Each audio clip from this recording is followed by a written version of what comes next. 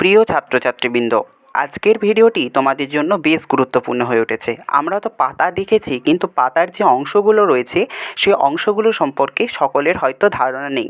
তাই সেই ধারণা দিতে আজকে এই ভিডিও। পাতার যে অগ্রভাগ অর্থাৎ পাতার যে শীর্ষ অংশটা আমরা দেখতে পাচ্ছি, এটিকে বলা হয় পত্র শীর্ষ।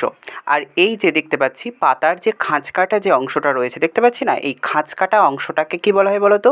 এই খাঁজকাটা অংশটাকে বলা হয় পাতার কিনারা বা পত্র কিনারা। ঠিক আছে, এটাকে বলা হয় পত্র কিনারা।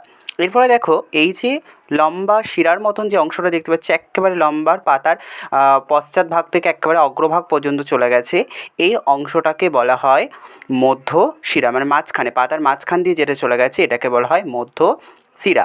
তারপরে দেখো, এই যে জালকের মতন যে অংশগুলো রয়েছে, দেখো ওই শিরা থেকেই দেখো আরও ছোটো ছোটো ছোটো ছোটো শিরা চলে গেছে না, এগুলোকে বলা হয় পত্র শিরা বা পাতার শিরা বলা হয়। ঠিক আছে, শিরা। ওকে, এই যে পত্র শীর্ষ, পত্র কিনারা, শিরা, মধ্যশিরা, এই প্রত্যেকটিকে একত্রে বলা হয় পত্রফলক। এই প্রত্যেকটিকে একত্রে কী বলা হচ্ছে বা একসঙ্গে বলা হচ্ছে পত্রফলক। আর এই যে লম্বা ডাঁটির মতন যে অংশটাকে আমরা দেখতে পাচ্ছি, এই অংশটাকে বলা হয় বৃন্ত। ঠিক আছে, মানে পাতাটাকে যেটাকে ধরে রেখেছে। তাহলে দেখো, এই ছোট্ট ছোট্ট দুটো পাতা দেখতে পাচ্ছি দুধারে, এই পাতা অংশটাকে বলা হয় উপপত্র। এই পত্রটির নাম হলো উপপত্র। আর এই যে পাতাটা যেখানে ধরে রয়েছে যে অংশটায়, সেটাকে বলা হয় পত্রমূল। অর্থাৎ পাতার যে মূল অংশ সেটাকে বলা হয় পত্রমূল।